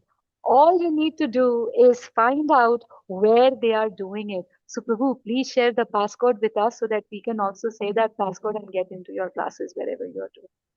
Just, just wanted to ask for the Hari Hari. passport, Prabhu. Hari. So we'll keep on, we'll be in contact. Course is not the end. Hari. Jai. Hari. Hari. Okay, so now we'll end with, start with Ras Leela, Rasa dance. It's considered the highest Leela for all Gaudiya Vaishnavas.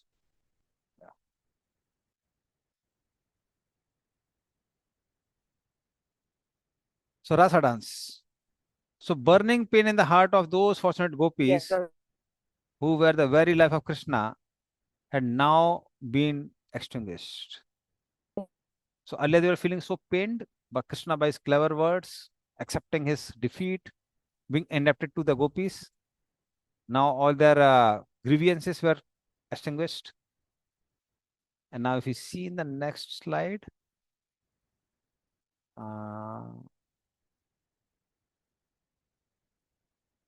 yeah. Now you see in the next slide.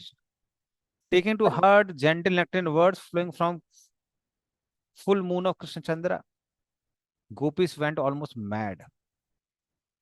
And they started caressing him with their trembling arms. They desired to enjoy their lover who displayed irresistible attraction. With his incredibly gorgeous form, looking more beautiful than hundreds and thousands of cupids, Madan Mohan, Krishna served the gopis a continuous feast for their eyes. Then the enchanter of the whole creation began his pastime of rasa dance in order to fulfill gopis' hearts with endless bliss. And now you can see in the next slide. Yeah. So Krishna wanted the gopis to perform joyful Hallisika dance, as you can see in the slide, to display their talents and individual mellows. Actually, the dance, if you see, is a traditional dance of Manipur. Because Manipur and Tripura, these two were Vaishnava states which were the preaching because of preaching of Narottam Das Thakur. And that's why in Manipur, a traditional dance is Raslila dance. And they perform this Halli Saka dance. If you see the traditional Manipuri dances. So Bharat Muni, the authority on mundane dramatics, describes Halli Saka as circular dance that girls perform while holding their hands on each other's shoulders. So they put their hands and shoulders like that, and then they dance. So desiring to enjoy this dance, Krishna spoke to the gopi lovers who resembled best jewel flags. So Krishna said, "Oh my beloved gopis, I derive great happiness from all of you. Now please hear my words with faith. See this auspicious expanse of naturally brilliant beach made by Yamuna river, our heart bursting with pleasure. It will be a well plowed field devoid of pebbles and sounding like camphor. So that means our desire seeds would fructify and give that sweetness in this banks of Yamuna. So although there are many of you, see if you can make a circle there. So just see if you can make a circle, mandala. And gopis reply, if we stand in circle, we'll be far away from you. Our hearts are all trembling at this thought. We don't want to be away from you now. Being so away from you, we will not be enthusiastic, nor can we endure the sorrow. So we don't want to be away from you. So don't tell us to make a circle. Krishna said, now just see the potency of my instructions. So although I'll stand in center with Radhika, I'll still also remain beside each of you, rapidly twirling around in playful moods. So I'll be in the center also and I'll twirl around also. And Krishnadas Kaviraj Goswami in Govinda Leela Amrit, there he speaks this entire passage. I think I recited this verse before also. Angana Mangana Mantara Madhavo Madhavam Madhavam Chantena Angada Ittam Sakalpito Mandale Madraga Sanjago Veduna Deviki Nandana. Angana Mangana Mantara Mago. Angana means gopis. So between two Anganas, Angana Manganam, Antara Madhavo. In between Madhav is there. And Madhavam, Chantena Angada. Between two Madhavs, Gopi is there. Itham sa kalpito mandale madraga. In this way, they make a circle. And Sanjagom Veduna Deviki Nandana. And in between, there is Krishna. Devki here refers to Yasoda. So in between, Krishna is there with Radharani. So now the doubts dispelled, gopis become anxious to see the fun. They wanted to see how Krishna is there in between also and side also. Actually, he expanded, but he didn't say that I will expand. What he said is, I'll reel down in such a way that I'll be in center also in the other sides also. Very clever. Yeah. Now you can see the next slide. Yeah. So initially, it was like this. So in great happiness, they joined their hands, formed a circle around their beloved Krishna. Their bodies seemed to merge into one form that spread out over the beach like a circular waves or expanding moonlight. Like moonlight, we see spherical aura that expands. Similarly, gopis were looking like that. The circle of all attractive ladies look like over the waters of Eden love. It's like mind of Krishna. So their love was like a net and that caught fish and Krishna. Krishna's mind is compared to fish.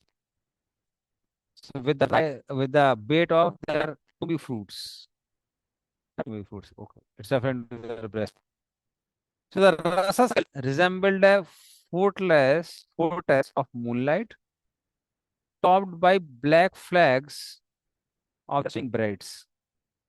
That means circle was looking like a fortress, and the was like flags.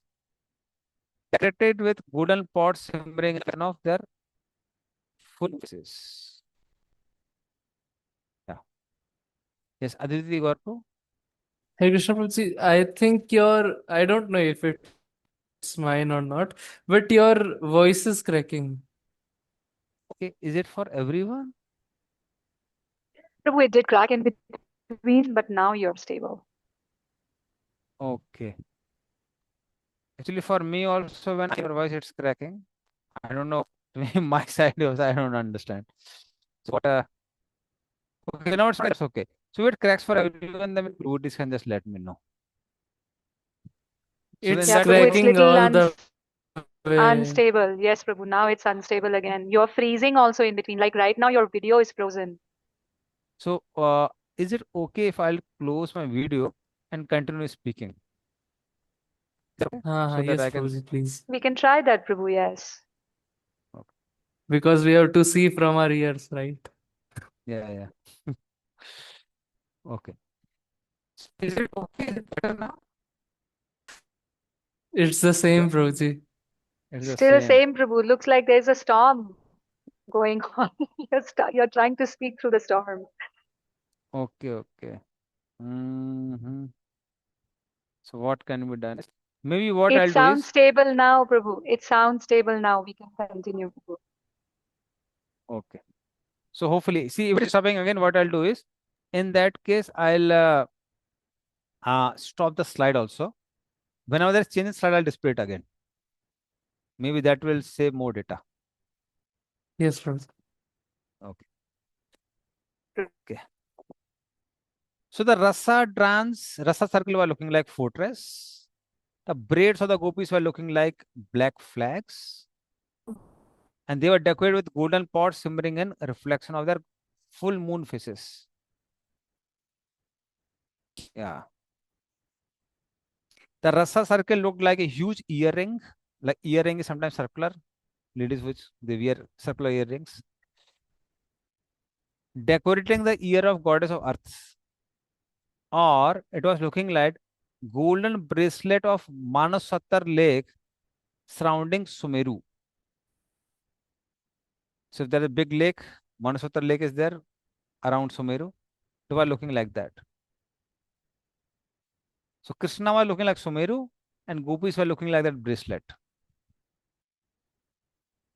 Or it was looking giant bangle on moon like Krishna. Krishna is compared to moon and gopis are compared to the bangle around the moon.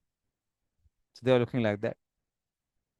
It was looking like potter's wheel rotating from touch of potter expert in Cupid sports. So like potter's wheel is there which is rotating. It was looking like that.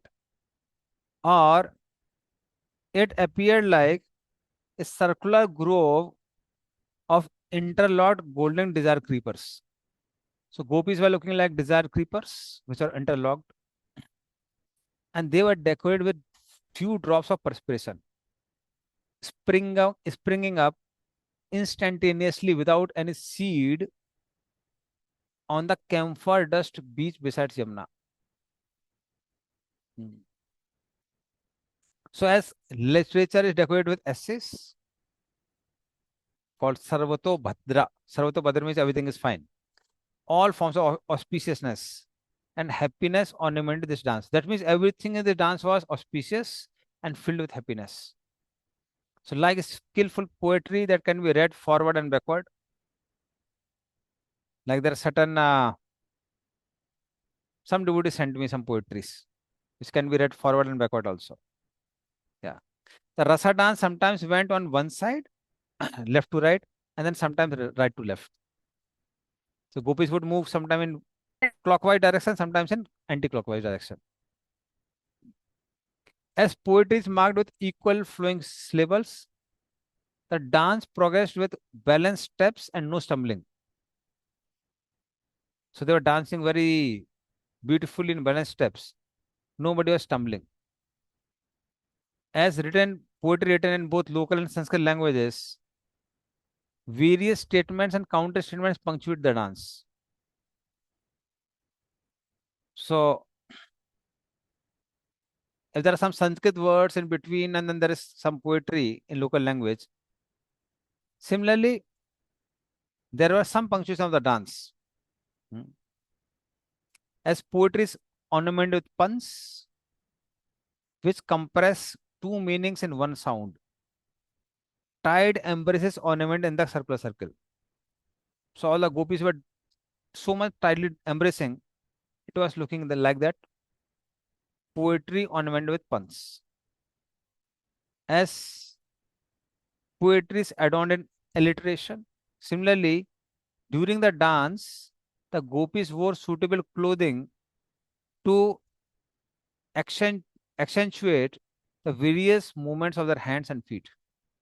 As poetry is ornamented with repetition, so certain things are repeated, certain stanzas are repeated.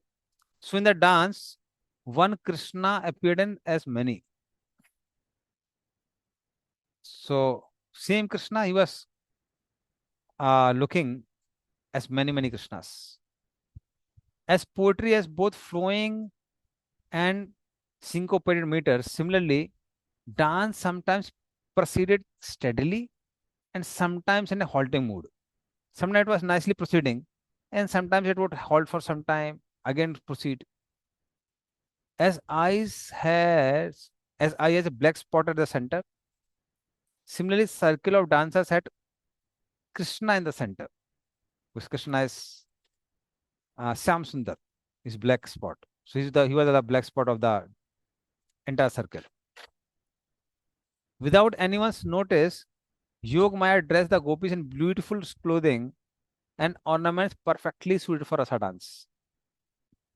So gopis didn't notice that they are now decorated for rasa dance.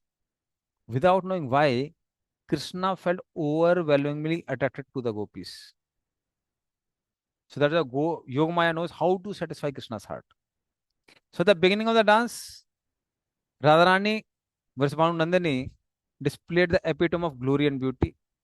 Encouraged by the gopis, Radha stayed in the center of the circle with Krishna. In center, Krishna, Radharani was there with Krishna.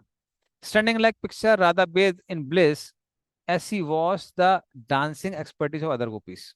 As she was seeing that other gopis are dancing, she was so blissful. Fearing that they had become too spread out, that means they are away from Krishna, gopis gathered together again. As poetry may have fault of looseness, gopis place their arms each other's shoulders in order to close up the gap. So they became so tight that there was no gap. And now comes the epitome of the scene.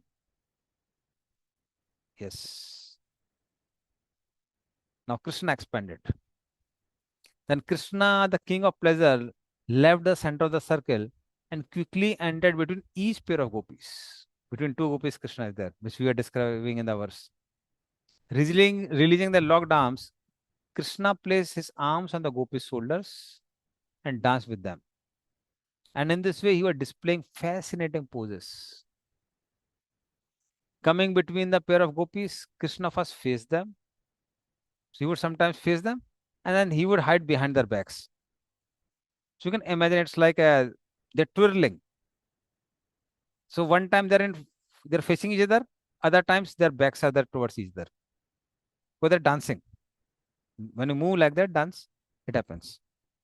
Krishna held their necks between his arms and moved about. So by this, the rasa circle took a spectacular appearance. So it was looking like a firebrand. Oh.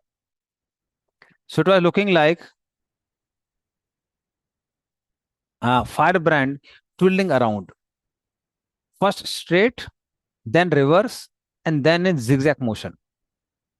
So first it was looking like straight, then reverse, and then zigzag motion was there. Sometimes forward, sometimes backward. Krishna's attractive dancing movements filled the gopis with desires to associate with him. Turning at full speed, putting his arms on the left and right shoulders of the two gopis, Krishna simultaneously embraced both of them. So he was between two gopis and he was so expert, he was dancing, embracing both of them. Making a space between two gopis whom he had just embraced, Krishna quickly moved behind them also. He was changing his position. We can imagine that. Then taking his hand away from one and using the shoulder of other, he circled around again to face them. So using the shoulder, he again changes position, again he faced them. So we can just imagine on the mind only. Yeah. So in this way, fun-filled rasa dance continued. Moving in this zigzag motion, Krishna rapidly and skillfully went around to embrace each gopi from front to back. So he was dancing also, he was embracing them. Krishna's artistic dancing of love filled his dearest gopi and the others with ecstatic joy. Yeah. And now you can see the next slide. Yes. So overcome with impatience to witness rasa dance. All these unlimited demigods with their wives, they crowd the sky. And actually, they come in their celestial airplanes. So in Krishna art book also you can see their photograph. They were there in their airplanes, and which looked like planets hanging in the sky. So horizon looked like assembly hall filled with charanas, kinnaras, siddhas, sadhyas, gandharvas, vidyadharas. All these vidyadharas, gandharvas are known for their chanting and dancing, singing and dancing. But this dance was like a lesson for them also. So demigods played variety of festive tunes and melodies to increase the pleasure of Radha Krishna. They accompanied rasa dance with murda drums shaped like poems of same nature. So murda drum has same sides. They had mridangas, which was made of pure clay devoid of rocks and other debris from earth. Mridanga, we have mridangas. Panavas, metal symbols, as plentiful as an exchange of coins, pana, in buying and selling it. So pana is used in, actually it was Mahapuru's period, pana was used for buying and selling goods. So that word is used, panavas. Drummers held beautiful alinga drums in crow's embrace. They were doing alingan, embracing them. They played ankya drums, suitable for various acts of drama. And there were anek dundubhi drums. So if you remember Bhagavatam verses, Vasudeva is called anek dundubhi. Because when he came, all demigods played on their drums with to show their happiness that now Krishna will come very soon.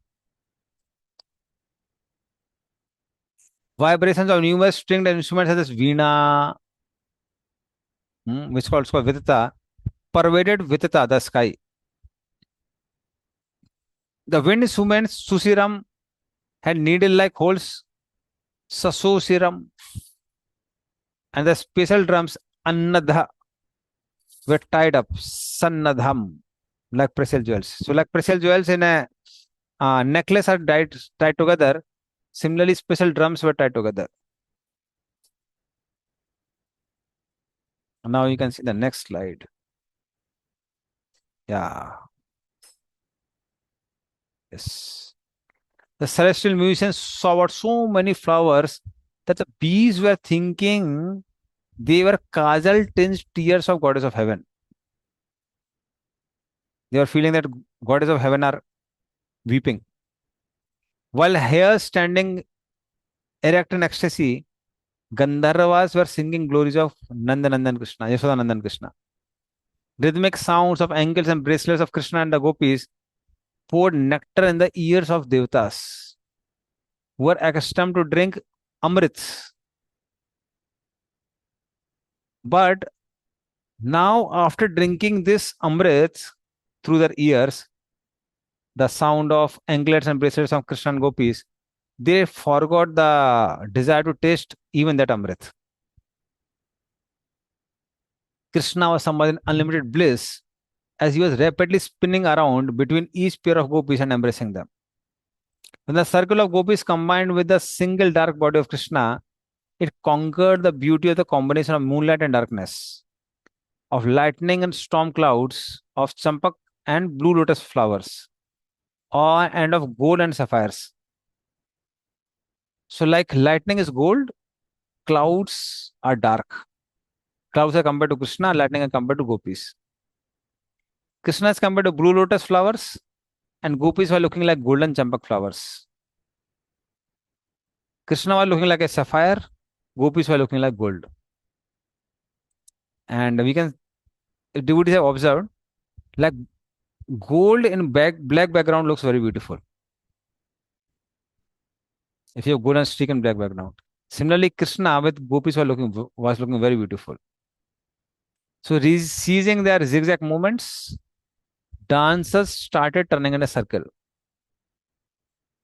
As they merrily danced, gopis' wheels rustled, their earrings swing on their cheeks, coral necklaces which they were wearing in their necks play swayed playfully on their shoulders. That means they were moving so much that necklaces were coming till shoulders. And their bracelets, waist belts, ankle belts, they were tingling very delightfully. Gopis, flashing like stationary lightning, sent waves of light around the universe of cloud formations. Krishna was whirling around in the dance. Yeah. So gopis were looking like that lightning. Then sometimes the extraordinary thing happened. Many smaller circles, in many smaller circles. So earlier there was one big circle, now there are smaller circles.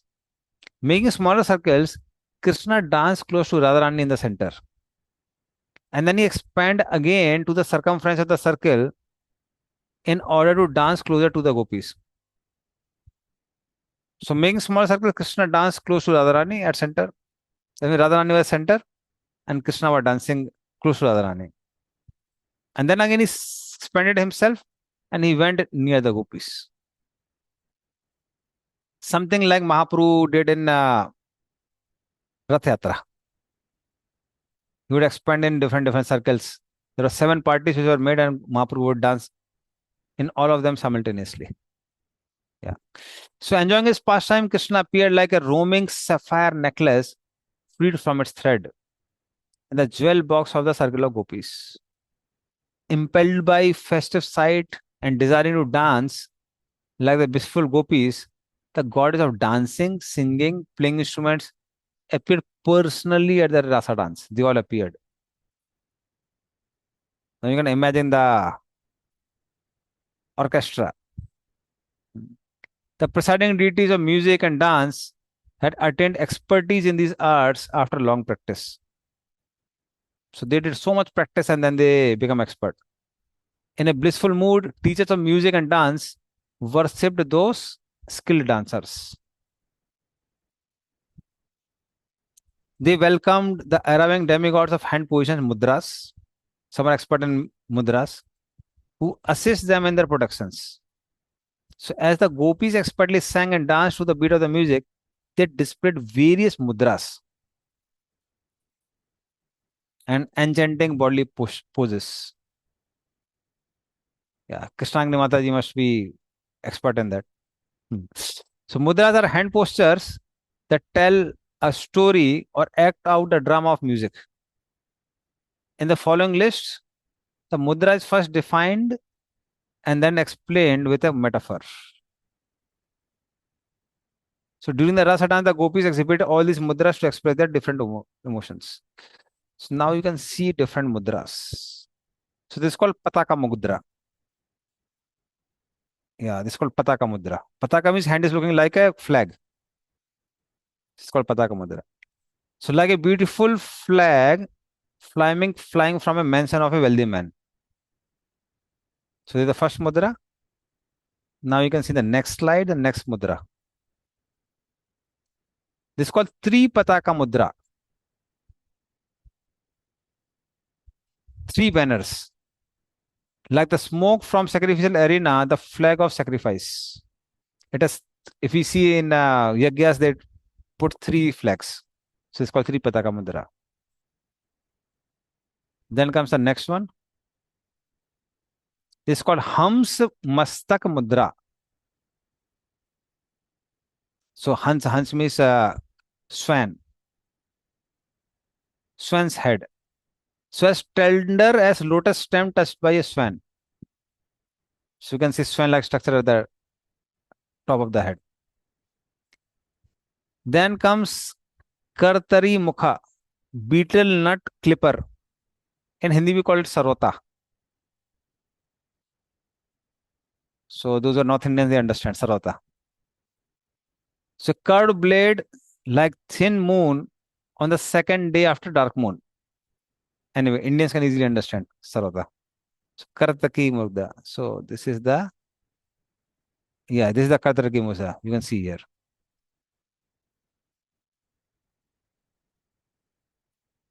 Then comes Hare Sukat. Krishna, Prabhu. Huh. Prabhu, sorry, but I learned Odyssey, Hmm. and we have all these mudras. Hmm. But Tripataka is not what is shown in there, Prabhu. In Tripataka, actually, it's the ring finger that is bent. And Okay, so okay. yes. And then in Hamsa Mastaka also, Hmm. what happens is the thumb and the last finger, little finger, Okay. they stand up. And then we, the three middle finger, we put them Mhm. together and we bend it. So it looks like the mouth of the swan. Okay. Maybe Yes, Mata, so you can train Gemini to do this. Gemini to do that. Because these all mudras are available as the images over the Mhm. internet, Prabhu, because it's a very important part of our sadhana every single time that we go that we practice. So we Mhm. have to do all these mudras. So Kartari Mukha, it's Mhm. beetle nut clipper. We show it as we would show the scissors, and so we Okay. cross our hands and then we just put the index finger and the ring finger out, and Okay. then we put the hands on top of each other, and जैसे कैंची चलाते हैं ना प्रभु, वैसे दिखाते हैं Mhm. हम करतरी मुखा. Okay, okay, okay, okay. Yes, sir. I'm So sorry, I didn't mean to no, intrude, no, but no.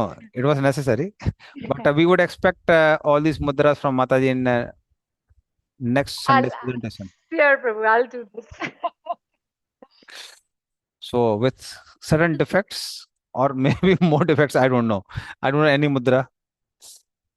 So, but I'll just keep on showing them. Mate will make it more clear in the next next presentation on Sunday. Yeah. The Suktundak Mudra. So I don't know how much right, but so parrot's head. It's brilliant like beak of parrot, the color of palas flower. Then comes Sandamsa, Sandamasa Hasta. So anyway, you'll get a better version next time. Compressed like pincers pulling out threads of molten gold. Then comes Khataka Mukha, suspicious face. Like Shiva holding a Khataka musical instrument in the hand. This is the Khataka Mudra. Okay. Now Padma Kosh, lotus bud, lotus surrounded by bees. It's called Khataka Padma Kosh Mukha. Then Atitunda Mudra, like a snake charmer skillfully holding a snake's head. Atitunda Mudra. Atitunda, Atihunda. Then Suchi Mukha pinhead. Okay. So Sachi Mukha. Like the head of the needle, plentiful and tailor shop. Then comes Mrigasirasaka, deer's head. Like the constellation Mrigasirsa, during the full winter months. So Mrigasirsa. Yeah. Then Ardha Chandra, half moon, like the moon of the eighth day. Okay, so the Ardha Chandra. So I don't know whether it is right the mudra, but he made a Chandra. Gemini made a mudra, Chandra. Okay, Ardha Chandra mudra. Okay. So these are the mudras.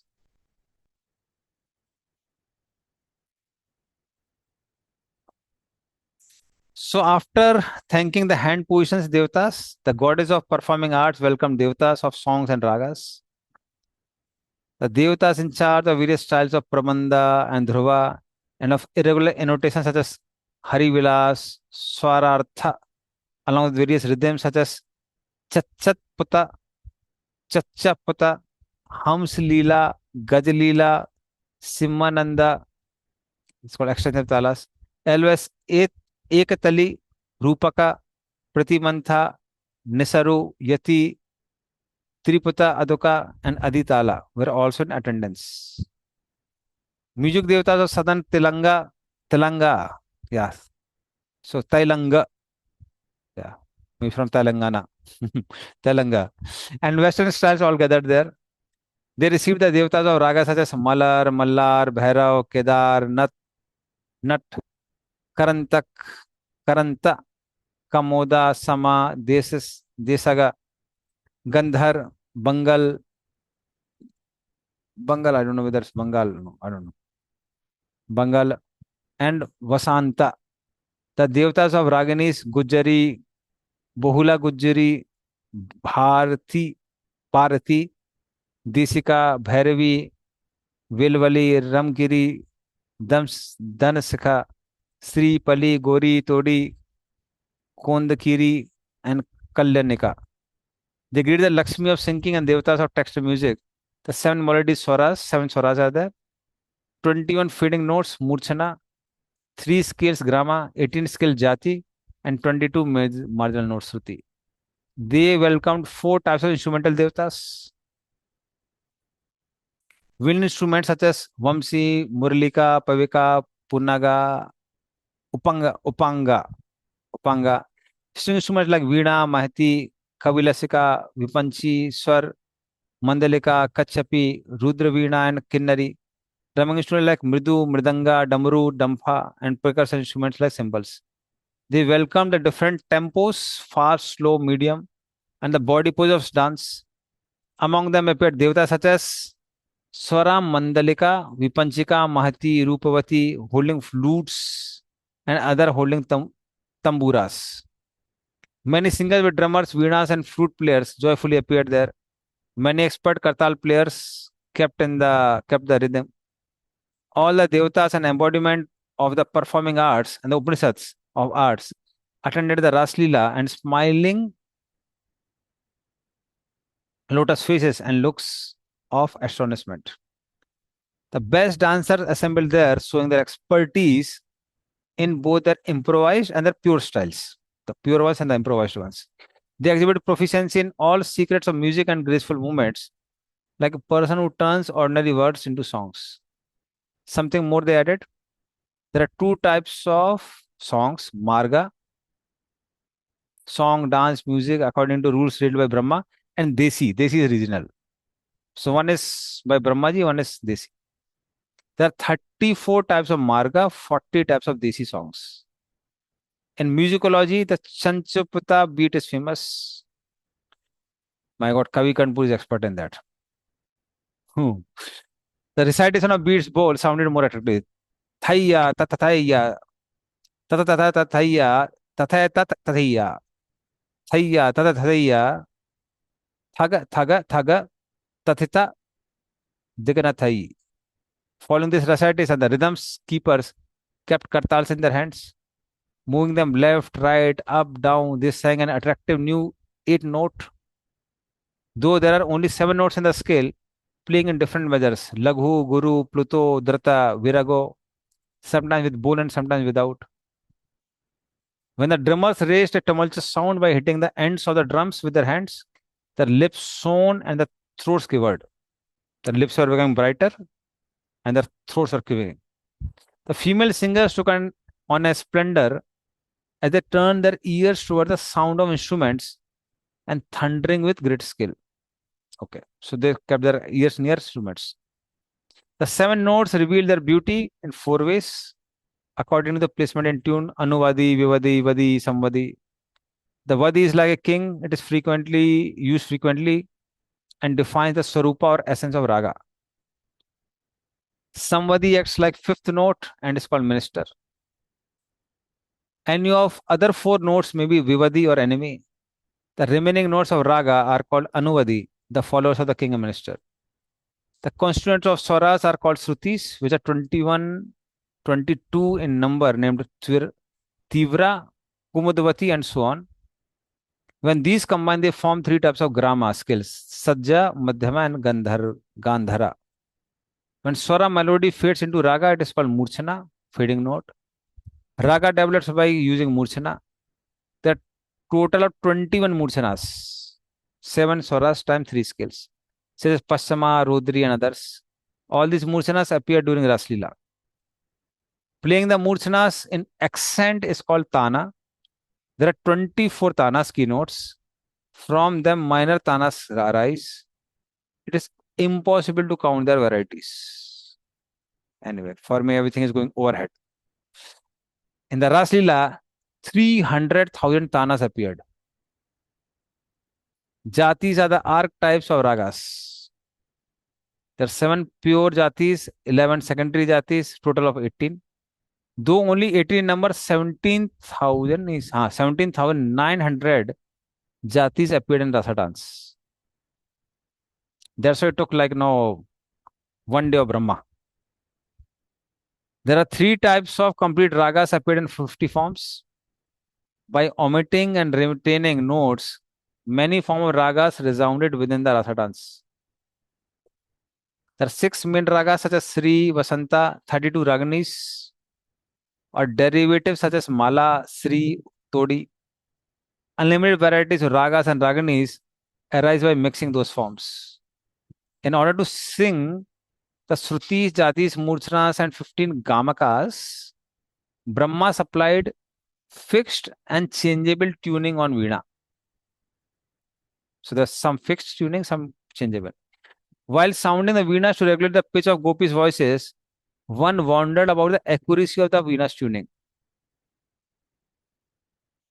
Proud of their ability to test the pitch of voices, the Veenas themselves became tested by comparison with Gopi's voices.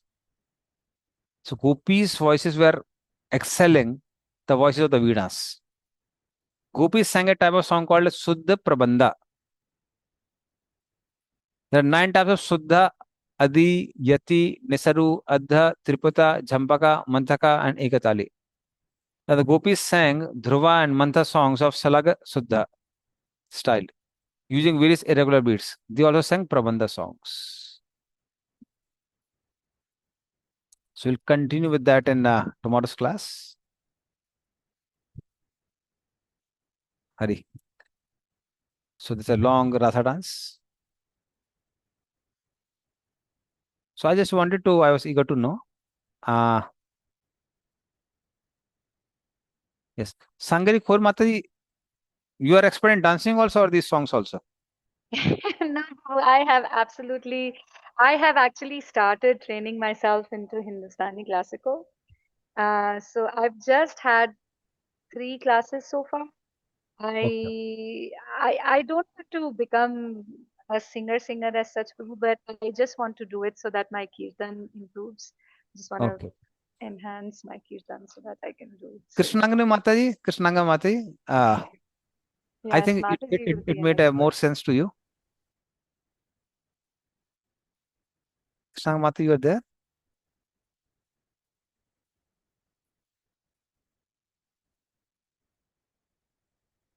Okay, maybe in the next Sunday class, Sangari Kurmada and Krishnanga Mataji, they can combine together and you can make some presentation. It will be enlivening for all the devotees. So, Prabhu, Odissi, the Huh? presiding deity of Odissi is Jagannath Ji. Mm-hmm. Yeah, yeah. And so, the Rath does not move till the Odissi dance is Mm-hmm. performed in front of his Rath.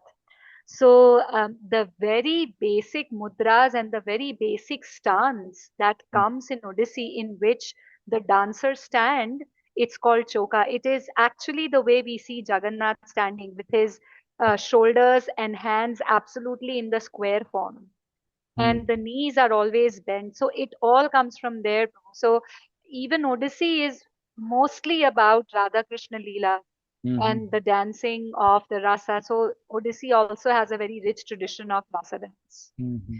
Actually, So in Calcutta Rath Yatra, I had a service of uh, conducting and organizing all these cultural programs.